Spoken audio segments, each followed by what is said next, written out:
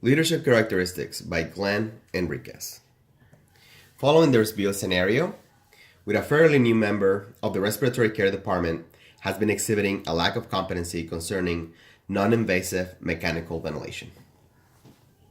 Hey there, Dennis. How you doing today? Hi, I'm good. Awesome. You might be wondering why I called you in. Okay, so please don't feel like you're in trouble. We do, however, we need to address some things that came up on that other shift. So, since like a week ago, you were covering ICU, which is good. We want you to move up. We want you to definitely participate in intensive care. We want you to be familiarized. I know you fairly graduated, so we're gonna give you a lot of slack on this, okay? Continue to breathe. You don't have to stop breathing. Don't get nervous. However, so you were managing a particular patient, last name Smith. I'll leave it at that. And I don't know if you remember, you drew an ABG and AM-ABG, right? So on the ABG, you have the pH at 7.22, carbon dioxide of 67, and good oxygen, and the bicarb was 24. You remember what you did after that? I put them on bicarb. Okay, well, good, but what the patient was already supposed to be on BiPAP, what kind of settings you had him on before? Basically, to what I'm going with this is the patient, unfortunately, was already on BiPAP. So you had a critical value. You had a critical value, okay, and that was not communicated. So that will be a problem, okay. Every time you get a value on the red, you need to be speaking to the nurse. You need to make sure that there's a physician around. You know, you work night shift, so that's fine. That you didn't talk to a physician, but we need to make sure that we talk to the charge nurse. We talk to the nurse. We gotta put notify as part of our policy. Okay. So room for improvement. Okay. Don't feel discouraged. We'll still want to give you the training. But that kind of thing needs to be addressed, and that's what we're doing here today. Right now, it's completely verbal. Now, if this kind of thing continues, then we'll take further disciplinary action, but we're not there by any means. Okay? Something else. Now, when you had them on 15/5. You make any changes to the BiPAP after seeing that the CO2 was 67? You remember increasing anything? I did. I increased the rate. Okay. Increase the rate, however, that's not always the right thing to do. We need to think about increasing the IPAP. And you recall why that is? No? Okay. Well, when you have a patient on BiPAP, the difference between the IPAP and the EPAP, that's going to measure your ventilation on the patient. Okay? So if you need a higher tidal volume, increasing the rate, unless it was the patient just riding the respiratory rate that they had, your charting source otherwise. I don't remember. Okay, fair enough. Your charting shows that you had them on a rate of 6. The patient was breathing 16, so increasing the rate wouldn't be the right call. Okay? You definitely want to increase that IPAP. So, again, I don't want you to be discouraged. I know you're new with the company. We want to get you the right training.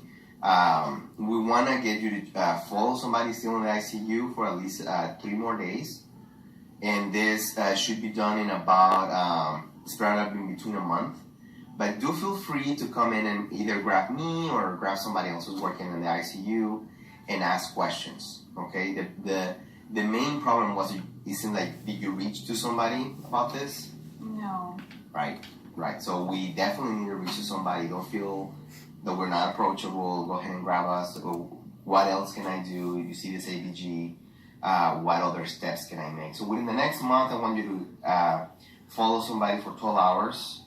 And also feel free, if you have downtime. I know we've been busy, our census are high, but if you got any downtime, go to the ICU and get your feet wet. I'm also signing you up for this online training with the ventilator. It's interactive. So you're just gonna go in, you're gonna answer some modules. We have ventilators and BiPAPs. So you can get training on both. Okay, so we definitely want you to complete that. You have to complete that one at least 60 days.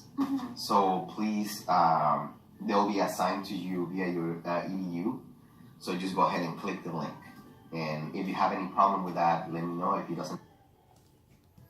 Alrighty, so you saw it in there. We're leading the pathway for a young RT. And so what are the characteristics of a leader in the field of respiratory care? That's one of the questions that we're gonna answer today.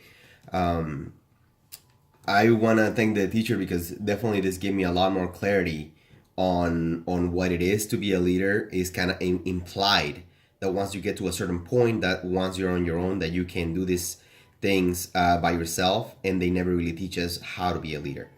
So in this class, we'll learn to lead by example.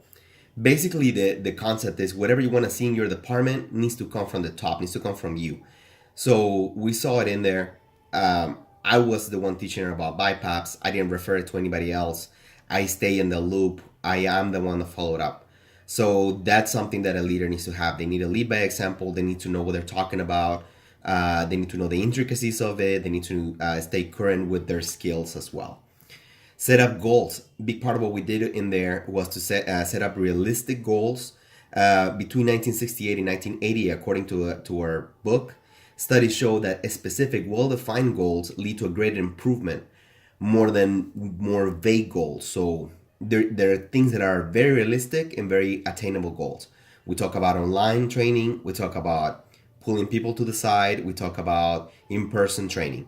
So those are things that we're covering up right off the bat, and hopefully will give this young RT a better chance in the future to not only understand our policies, but to be a better practitioner. Empower others. Empower, but never micromanage. I experienced both situations where you're micromanaged and when you are empowered, when people expect good things from you. And just based on experience, and now with this class, I really understand that when you're being micromanaged, that sets you up for failure. So definitely empower others and let them take their own decisions and enable others to act. That's another big key that I learned from this class. We want to be practitioners ourselves, draw our own ABGs, but things need to come from a team. So you need to be able to rely on others to complete your task.